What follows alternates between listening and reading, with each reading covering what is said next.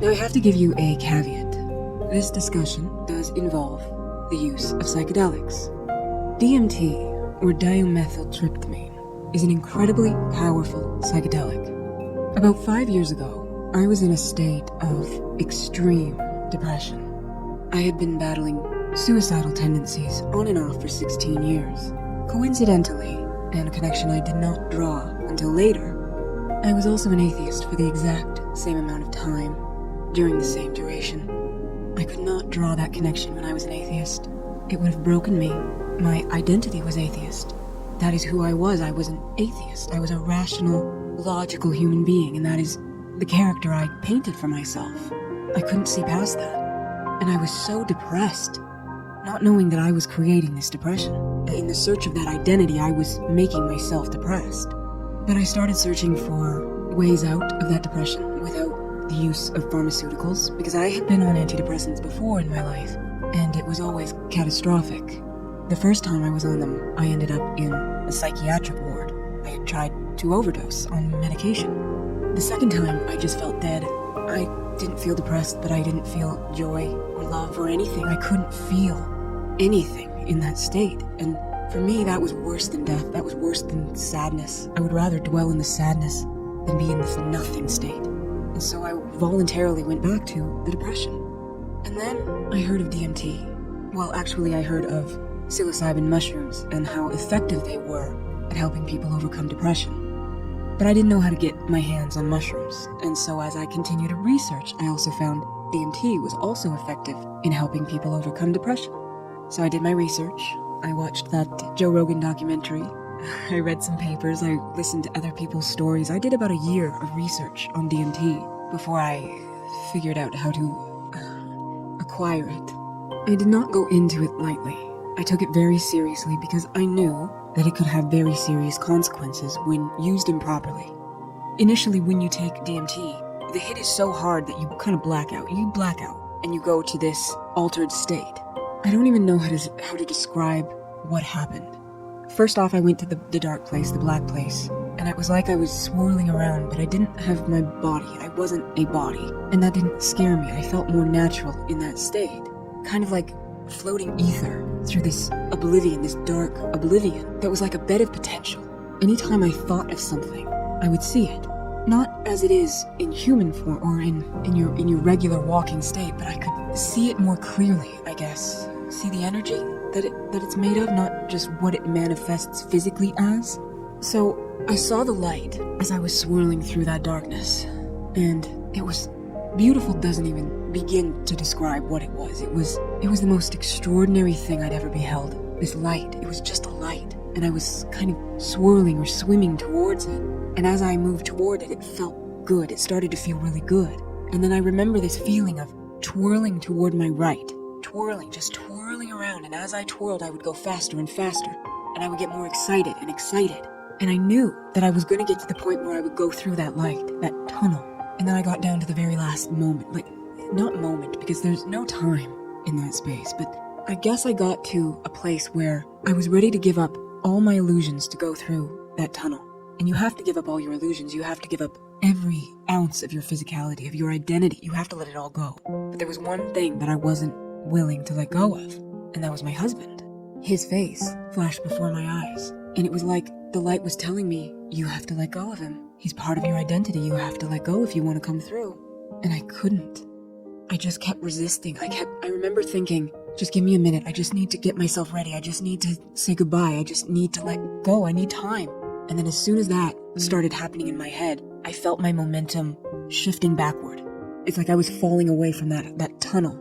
And I remember feeling more sad as I fell away, and I called out and I said, wait for me, I'll figure out how to get back to you. I remember that explicitly. I kept calling at the light as I was falling away from it, saying, I won't forget how to do this. I won't forget. I'll remember. And then I fell away, and I came back to this. And there was my husband's face right there, and how it was lit up in this most illuminated, geometrical arrangement that glowed and shone from a place deeper than just the surface of his skin. It was like it was emanating through him. It was like I could see him. For the first time, I could see him. Not what I thought he was, but what he actually was. It was like I could see all of him, not just a part, the whole of him, everything that he's trying to be or has been. And it wasn't given to me in words, it was given to me in just a feeling of a resonating feeling that I knew was truth. That's another thing about that place. It feels like truth. When you start to come back to your conscious state, it feels like you're putting on a mask again, like you're lying again. There is a sense of loss when you come out of that state, that blissful state of connecting with something higher. That light was something higher. It felt like the access point to the highest. And when I use these clumsy words trying to describe it, I know that they're not good representations of how it felt, because words do not help in that state, in that aware state. You're alone in nothing and everything. You don't need to explain it. You don't need to define it. You get it. You're in the truth. You get it. There's no questions. There's no answers. There's just presence. So as I came out of the state of the psychedelic, as it started to wear off, there was this sense of peaceful euphoria, but also of great loss. I wanted to go back so bad. I just wanted another chance to try. And my husband had this idea. Oh, I should probably mention the dosage I did. I did 50 milligrams of DMT. That is the so-called blast-off dose that is supposed to get you where you need to go. And it would have succeeded had I been able to let go of my last concept of identity. So I took 50 milligrams in that instance. And then my husband had the idea of just taking 15 milligrams because that wouldn't black me out. Or at least that's what we thought. We thought that maybe I could stay lucid enough just to describe the surface effects of the drug. Because he wanted to know, and I wanted to go back. I was feeling pumped, I was feeling good, and I wanted another chance. And so I loaded up my pipe and did 15 milligrams. And I remember instantly, I blacked out. I was trying to stay conscious and tell him what was happening, but it was like 5 seconds after the hit, and I was blacked out. And he says I was only out for about 15 seconds, and then I started coming to and talking. And I do remember this part. I remember it felt like I was waking up. You know, I was very groggy. And then I noticed that the living room felt electrified. It felt like it was glowing from within. That same thing I had seen in my husband glowing from within him felt like this glow was happening from within the whole living room, from the individual particles of matter composing the living room. And so I started looking at that, and it was so beautiful. And I remember feeling this sense of gratitude and appreciation for how beautiful everything was. And I stood up, and then I looked at my husband, and I don't know if I was saying weird things to him because he looked so scared. And as soon as I registered fear on his face, I started getting scared. This is an important thing that we didn't know because he had never trip-sat for anyone before. And I had never trip-sat for anyone either, so we didn't know what to expect. When you are trip-sitting for someone, if you show emotion like fear, the person who is tripping will feed off of that. Whatever you're feeling will be amplified. And so his fear was amplified into me. And I grabbed onto that. And then I started freaking out. And as I started freaking out, the drug was kind of taking more control of me. No, that's not the right way to put it. It was like it was spreading. I was becoming more and more aware, except I was still lucid. I was walking around the living room, and the walls were becoming translucent. So I could see our street, but I could also see this kind of transparent veil of the walls. I could still see the walls, but I could see through the walls. And then I noticed as I looked out, I could just keep seeing. If I wanted to keep looking in one direction, I could keep zooming. And then so every time I focused on something, it would become super detailed, super focused, and I would just keep going into that place because it never ends, like a fractal. It wasn't ending. It was just this feeling of merging, I guess. Merging with everything around me, but trying to stay in this human identity at the same time.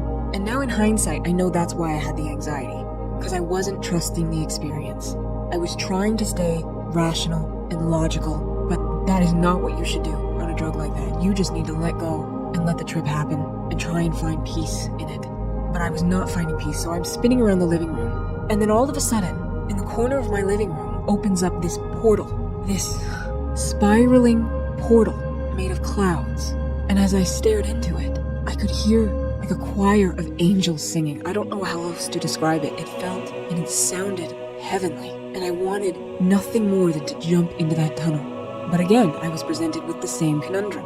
I couldn't let go of that last fraction of my identity, my love for my husband, or my attachment to my husband.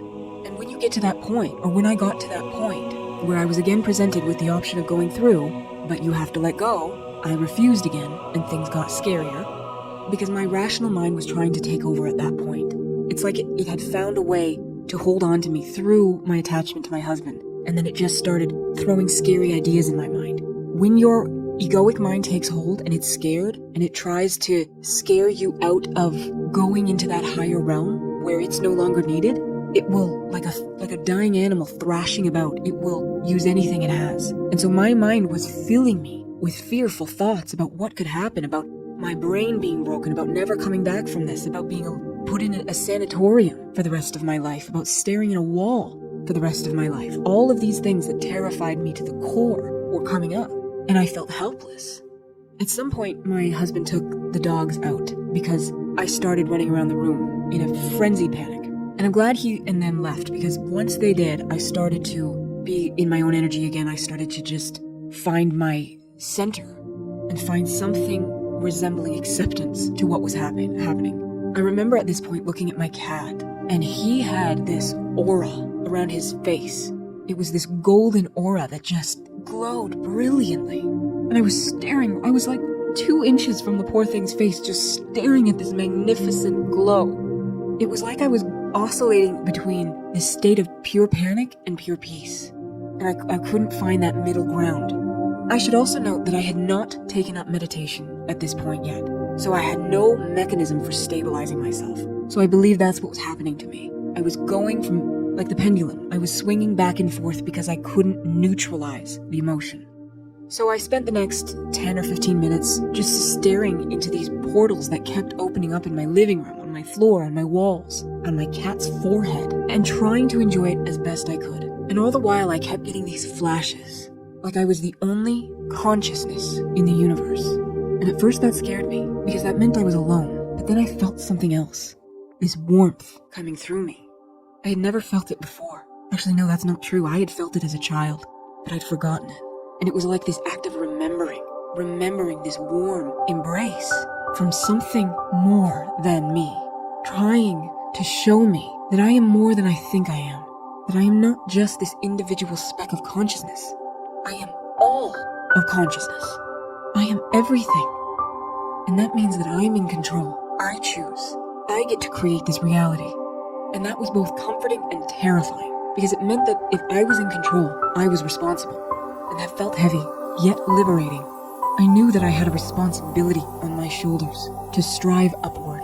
Now that I've seen this, now that I've felt this, I have to devote my life to seeking it out. I have to, for myself, for my soul. And that's not a word I had ever used before. My soul. I didn't know what that was until that moment. My soul was calling me. I didn't know that I had awakened at that moment. It would take some time, some integration, and ultimately learning how to meditate. But I did see that that was when I woke up. That was when God, or Source, came to me and showed me that I'm not alone. I am everything, and I can be anything I want to be. I can feel any way I want to feel. I am in control of me. And even though it came with the aid of a psychedelic, I woke up that day, and I've been waking up ever since. And I will continue to wake up every day of my life, because this doesn't end. There is no point you reach where you've done it, and you're enlightened. You will always have to strive upward. You will always have to try your hardest. But it's worth it in the end, because the reward is getting to reconnect with that sacred unity between you and the universe, or you and God, the all, the everything, the one. That is you. And a spiritually awakening individual will find that out. It's just a matter of time. So that's where I'm going to leave this today. I think it got a little long-winded, but I hope you enjoyed it, and I would love to hear your stories. So let me know in the comments, or send me an email. I love hearing from you all. You have no idea how incredible this experience has been, getting to know you all, and I want more of that, so drop me a line. So until next time, I wish you light, love, and harmony. Thank you for joining me.